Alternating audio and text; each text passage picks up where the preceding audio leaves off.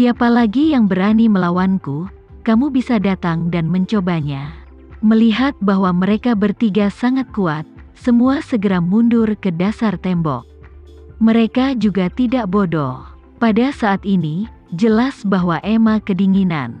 Karena itu, hal terpenting saat ini adalah menarik garis yang jelas dengannya, dan jangan biarkan gadis-gadis gila ini berpikir bahwa mereka bersama Emma.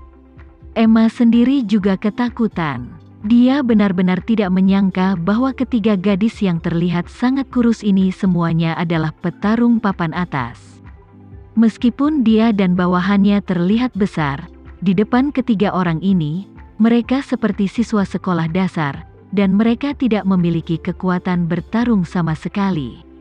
Dia tahu bahwa dia tidak memiliki kesempatan untuk berbalik hari ini, dan dia pasti bisa menekuk dan meregangkan, dan sangat menyadari urusan saat ini, jadi dia segera berlutut di tanah dengan bunyi gedebuk, dan berkata dengan hormat, "Saya minta maaf. Aku sangat menyesal, aku tidak sengaja menyinggung kalian bertiga, dan saya mohon Anda untuk memaafkan saya atas pelanggaran saya. Ke depan di Lembaga Pemasyarakatan Bedford Hills, saya, Emma Davis, akan menjadi anjing ketiganya. Jika ketiganya memiliki perintah, saya harus menjadi yang pertama bergegas ke depan." Tidak ada yang mengira bahwa Emma, yang sangat berkuasa di sel ini, akan mengambil inisiatif untuk berlutut untuk pendatang baru begitu cepat, dan bahkan langsung mengibaskan ekornya dan memohon belas kasihan, mengatakan bahwa dia adalah anjing pihak lain. Bahkan, untuk orang jahat seperti Emma, karena dia biasanya terlalu sering melecehkan orang lain, dia bahkan lebih takut disalahgunakan oleh orang lain. Dapat juga dikatakan bahwa orang seperti ini sebenarnya adalah orang yang paling tidak berdaya. Saat menghadapi yang lemah, dia lebih ganas dari siapapun, tetapi ketika menghadapi yang kuat, dia bisa lebih menyanjung daripada siapapun. Sekarang dia telah sepenuhnya mengenali bentuknya, dia tahu bahwa dia tidak memiliki status dalam hal ini, jadi dia tidak repot dan tidak bernostalgia dengan status mantan bosnya. Sekarang dia hanya ingin melindungi dirinya sendiri sebanyak mungkin. Tujuan pertama yang harus dicapai adalah tidak pernah menyinggung ketiga orang di depannya lagi, dan tujuan kedua yang ingin dicapai adalah mencari cara untuk menjadi orang kepercayaan mereka bertiga. Dengan cara ini, setidaknya dia bisa terus menindas orang lain di dalam sel. Namun, gadis di depannya mencibir dan berkata, "Maaf, saya tidak pernah memelihara anjing, dan bahkan jika saya melakukannya, saya tidak akan memelihara anjing sampah seperti Anda." Ketika Emma mendengar ini, wajahnya pucat dan gugup. Dia sudah sangat merendahkan martabatnya, memohon pihak lain untuk memaafkan dan pihak lain menolaknya begitu jelas. Ini sama sekali bukan pertanda baik untuknya. Jadi, dia buru-buru memasukkan tangan yang terputus itu ke dalam hatinya, dan berkata dengan sungguh-sungguh, "Jika Yang Mulia meragukan kesetiaan saya bersumpah demi Tuhan bahwa saya akan bersedia untuk mematuhi semua perintah Anda dalam hidup ini, dan jika tidak, saya akan menghadapi hukuman Tuhan."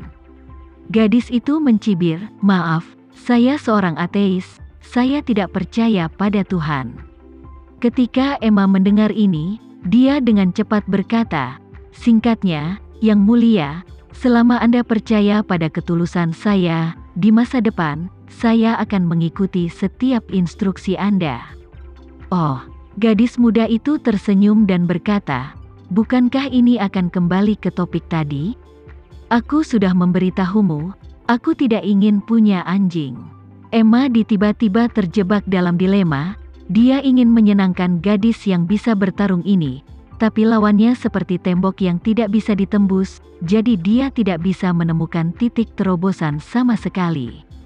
Tepat ketika dia tidak tahu harus berbuat apa, Rika, yang tidak jauh, tiba-tiba punya ide dan dengan cepat melangkah maju dan berkata, "Hai, Anda baru di sini, dan Anda pasti membutuhkan seseorang.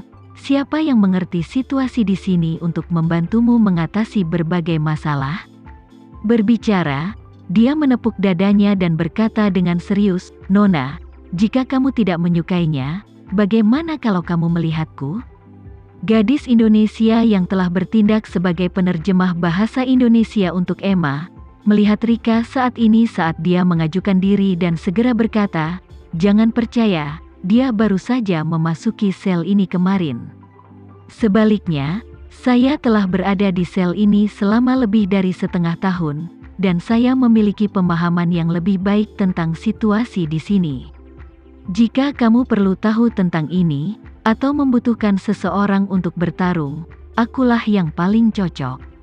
Gadis muda itu meliriknya, tersenyum menghina, dan berkata dengan dingin, "Saya tidak ingin tahu siapa Anda, saya tidak ingin tahu tentang salah satu dari Anda, dan lebih jauh lagi saya tidak ingin tahu aturan apa yang dulu kalian miliki di sini. Singkatnya, mulai sekarang, hanya ada satu aturan di sini, jika ada di antara kalian yang membuatku tidak senang, aku akan memukulmu sampai mati sampai aku puas." Ketika gadis itu melihat bahwa pihak lain berbicara begitu keras, dia seperti bola yang kempes, dan dia dengan jujur menundukkan kepalanya dan tidak berani berbicara. Rika juga sedikit kecewa saat ini. Dia ingin mencari kesempatan untuk mendekati pihak lain, tapi dia tidak berharap pihak lain mengabaikan semua orang begitu banyak. Tapi dia juga bisa mengerti bahwa, bagaimanapun juga, orang sangat kuat, lebih mudah memberi pelajaran kepada seseorang daripada mengajar seekor anjing. Jika dia memiliki kekuatan seperti ini, dia tidak akan menatap mata orang lain. Tapi yang tidak diharapkan Rika adalah gadis Asia itu menatapnya saat ini, tersenyum sangat ramah, dan segera berkata dengan serius, "Bibi, di antara begitu banyak orang barusan, kami dapat melihat bahwa kamu pasti orang yang baik, dan kami adalah rekan senegaranya karena Anda menghormati kami. Kalau begitu kami secara alami akan menghormatimu." Setelah mengatakan itu, dia melihat sekeliling sebentar, menunjuk ke orang-orang di sel, dan berkata kepada Rika, "Ke depan, semua sampah ini akan diserahkan kepada Anda untuk diurus. Anda dapat langsung memesannya jika Anda memiliki persyaratan. Jika mereka memiliki ketidaktaatan, saya pasti akan memberi mereka pelajaran hidup yang baik." Rika tercengang. Dia untuk pertama kalinya mendengar orang lain mengatakan bahwa dia adalah orang yang baik, tapi yang benar-benar mengejutkannya bukanlah ini, tetapi fakta bahwa pihak lain memintanya untuk mengatur semuanya. Dia menekan kegembiraan jauh di dalam hatinya dan bertanya dengan suara gemetar, "Nona, apa yang baru saja kamu katakan? Anda mengatakan bahwa orang-orang ini semua diserahkan kepada saya untuk diurus?" "Ya." Gadis itu tersenyum ringan dan berkata, "Di masa depan, kamu akan memperlakukan mereka sebagai anjingmu. Jika anjing itu tidak patuh atau berani menyeringai padamu, kamu bisa memberitahuku bahwa aku akan mematahkan semua giginya. Jika tidak berhasil, aku akan memotong tangan dan kakinya." Setelah Rika mendengar ini, seluruh tubuhnya sudah gemetar karena kegembiraan. Dia menunjuk ke Emma, yang berlutut di tanah, dan bertanya dengan ragu, "Nona, jika aku ingin memukul iblis berambut merah ini, kau tidak akan menghentikanku. Apakah kau akan mengikuti aku?" "Menghentikanmu?" Gadis itu tersenyum kecil, mengangkat tangannya, dan menamparkan wajah Emma dengan keras, melihat seluruh orang membungkuk dan jatuh berat ke tanah. Tamparan ini membuat mata Emma berkedut menjadi bintang emas, dan rasa sakit yang parah membuat air mata keluar dari matanya. Namun, gadis ini tidak merasa kasihan. Dia kemudian melangkah maju, menginjak dada Emma, menunjuk ke arahnya, dan berkata kepada Rick, "Bibi, jika kamu ingin melawan hal semacam ini, kamu bisa bertarung kapan saja, di mana saja.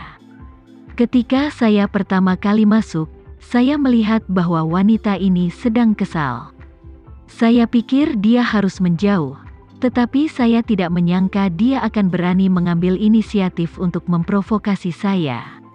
Lupakan saja, dia ingin saya membelikan rokok untuknya, kurasa dia berutang sendiri." Setelah berbicara, Dia menamparkan wajah Emma dengan keras, dan berkata dengan dingin, "Anda baru saja mengatakan apa yang terjadi?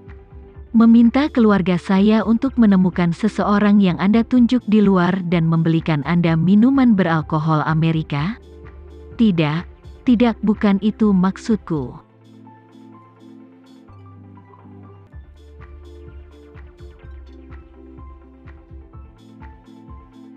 Sekian dulu ya video kali ini, kita lanjutkan lagi videonya di lain waktu. Oh iya, bagaimana menurut kalian? Semoga bisa sedikit menghibur kalian semua. Untuk teman-teman yang baru nonton, jangan lupa subscribe ya, hehehe.